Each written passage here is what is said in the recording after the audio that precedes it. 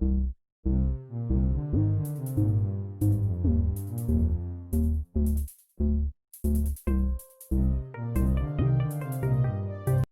Welcome to my YouTube channel commerce classes by Vishal sir. आप सभी का मेरे YouTube channel commerce classes by Vishal sir में एक बार फिर से हार्दिक स्वागत है।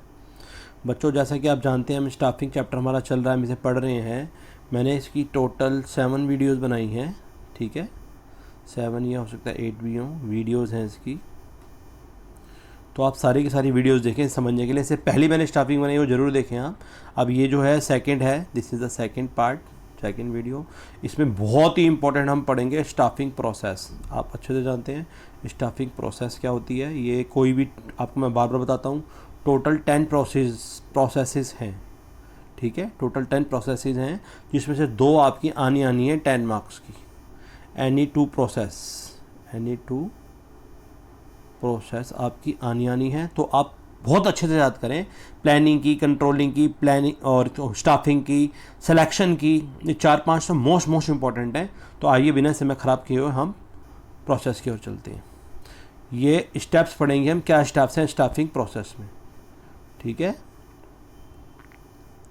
स्टाफिंग प्रोसेस के स्टेप्स, स्टाफिंग प्रोसेस आइए देखते हैं। ये रे टोटल 8 स्टेप्स हैं, ठीक है। टोटल कितने स्टेप्स हैं इसमें? 8 स्टेप्स। तो आप सारे के सारे जितने, ये ध्यान रखना जो भी प्रोसेस होती है उसमें जो स्टेप जहाँ होता है उसे वहीं लिखना होता है। तो आप इस 8 के 8 प्रोसेस को बहुत अच्छे से याद कर लें। यही इस पूरी प्रोसेस में डिटेल में आएगा, हम पढ़ेंगे इसके बारे में। सबसे पहले है स्टाफिंग। तो आप समझ ही गए होंगे, मैंने इससे पहली वीडियो बनाई है, उसे देख लेना अगर आपने नहीं देखी है तो। स्टाफिंग का फिर भी मैं एक लाइन में इसका मतलब बता देता हूँ। स्टाफिंग में to place the right person at right time on right job.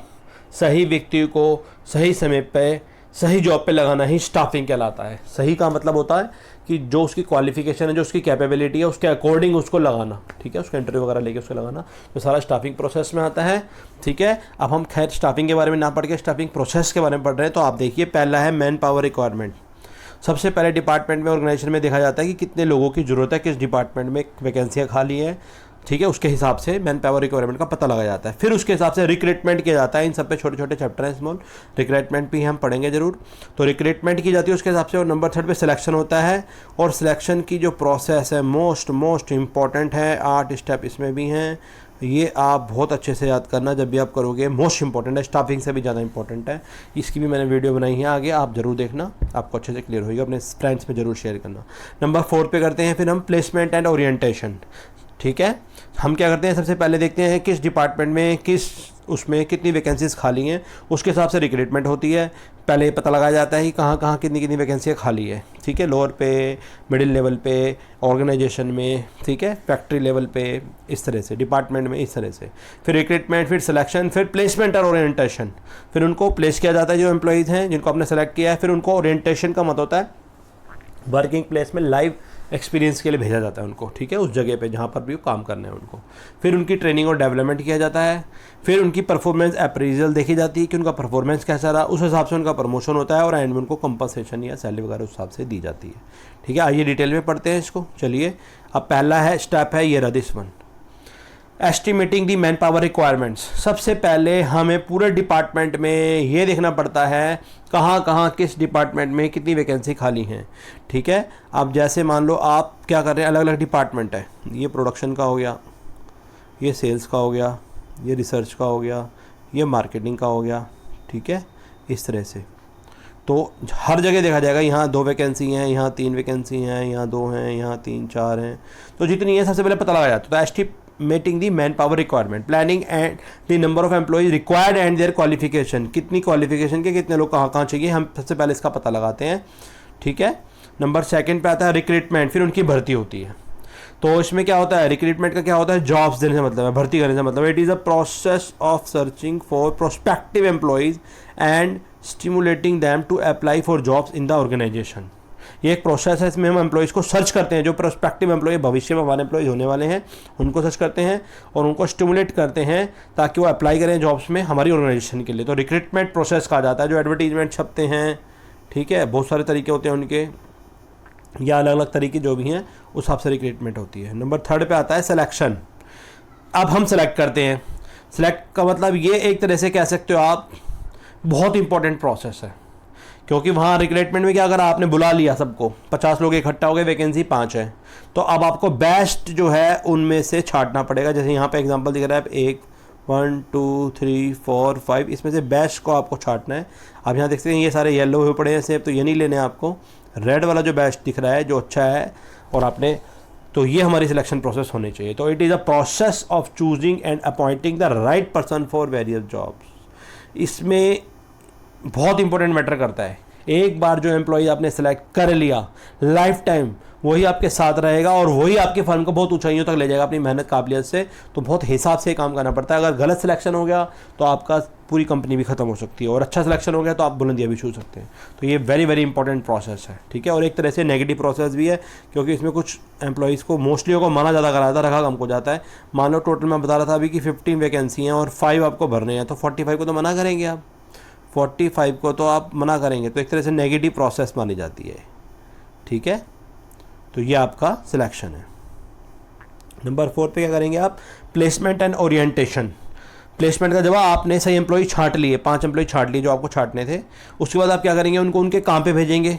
तो these refer to the process of familiarising the selected candidate with their work units, work groups, jobs and the organisation and placing the right one on the right job. जब आपने select कर लिया उसके बाद उनको वहाँ भेजो जहाँ उनकी ज़रूरत है। तो इसका मतलब उनको जो भी आपकी प्रोसेस है फैमिलियराइज करा जाता है, जो भी सिलेक्टेड कैंडिडेट हुए हैं उनके वर्क से, उनकी वर्क यूनिट से, उनके जो ग्रुप लोग साथ काम करेंगे, जो उनकी जॉब्स हैं, तो उनको इसको ओरिएंटेशन मिलते हैं कि प्लेस करके उनको उस जगह पे भेजना जहाँ उनको काम करना है, सबसे मिलवाया जाता है, गो थ्रू करवाया जाता है, इंटरेक्ट कराया जाता है, ठीक है। And placing the right one on the right job, सही व्यक्ति को सही जगह पर लगाया जाता है। ये प्लेसमेंट ओरिएंटेशन है। नंबर 5 पे है training and development. Training intended to improve knowledge. जब आपने एम्प्लॉयज़ को सेलेक्ट कर लिया, उसको प्लेसमेंट और ओरिएंटेशन पे भेज दिया, अब उसकी ट्रेनिंग करा जाती है, क्योंकि जब भी किसी नई फर्म में जाते हैं तो उस नई फर्म का सॉफ्टवेयर काम करने का तरीका अलग होता है, 2-3 महीनों से सीखने में लगते हैं, फिर वही प्रोसेस बार बार रिपीट होती रहती है। तो किसी भी सीनियर या फिर जो भी एम्प्लॉय आपका जा रहा है या जो भी बॉस होगा उसके अंडर में उसको बताया जाता है कि कौन उसको काम सिखाएगा, बताएगा। तो ये ट्रेनिंग एंड डेवलपमेंट कहलाता है। Training intended to improve knowledge, इससे नॉलेज इंप्रूव होती है, स्किल्स इंप्रूव होती है, एटीट्यूड होता है एम्प्लॉयज़ का regularly, so as to enable them to perform better. जब आप ट्रेनिंग करवाएंगे साथ मिलकर तो उससे उसकी नॉलेज बढ़ेगी, स्किल बढ़ेगी, एटीट्यूड बढ़ेगा और वो अच्छा परफॉर्म कर पाएगा। तो ट्रेनिंग डेवलपमेंट भी एक प्रोसेस है 5वां। और नंबर 6 पे क्या करते हैं, परफॉर्मेंस अप्रेजियल देखा जाता है। ये आजकल गवर्नमेंट एम्प्लॉय में भी शुरू हो चुका है अब कि किस किस परफॉर्मेंस के बेस पे आपको एमएसपी वगैरह मिलेंगी, और ये प्राइवेट कंपनी में बहुत सारा चलता है कि जैसा आप काम करते हैं वैसा आपका परफॉर्मेंस होता है। आपको देखो ये अलग अलग ACR में भरा जाता है, एनुअल कॉन्फिडेंशियल रिपोर्ट बोला जाता है उसको, ACR एनुअल कॉन्फिडेंशियल रिपोर्ट। हर एम्प्लॉय की परफॉर्मेंस अप्रेजल होती है, ये भरी जाती है साल के एंड में कि ये उन्हें आउटस्टैंडिंग काम किया है, उन्हें एक्सीलेंट किया है, वेरी गुड किया है, गुड किया, एवरेज किया है, बिलो एवरेज किया है। तो डिपेंड करता है जैसा काम करता है उस हिसाब से उसको इंक्रीमेंट मिलता है। तो it is a periodic assessment of the performance of the employees to ensure that whether they are in conformity with standards, कि जितना काम कम से कम की एटलीस्ट एक बेंचमार्क बना दिया, वेरी गुड तो होना ही चाहिए, उससे ऊपर कितना अच्छा काम कर रहे हैं, तो ये परफॉर्मेंस अप्रेजल कहलाता है, ठीक है। नंबर 7 पे करते हैं प्रमोशन। इसके वजह it means improvement of an employee to a higher position. अगर उसने अच्छा काम किया, उसकी परफॉर्मेंस बढ़िया रही है तो उसका प्रमोशन कर दिया जाता है, उसे हायर पोजीशन पे भेज दिया जाता है, लेवल अप कर दिया जाता है, as you are watching in this diagram, ठीक है। How to achieve job promotion, it gives the employees an opportunity to make use of their enhance skill and encourage them to grow with in the organisation. Organisation में उसको at present जहाँ था उससे आगे, जैसे manager है तो senior manager बना दिया, सीनियर मैनेजर है तो आशीष आपको MD बना दिया, MD तो C, आगे जो भी होता है उनका डिपार्टमेंटल मैनेजर वगैरह जो भी प्रमोशन है वो दे दी जाती है, इसको हम प्रमोशन कहते हैं। और यह परफॉर्मेंस अप्रेजल के बेस पे होती है, इससे एम्प्लॉयज में कॉन्फिडेंस आता है।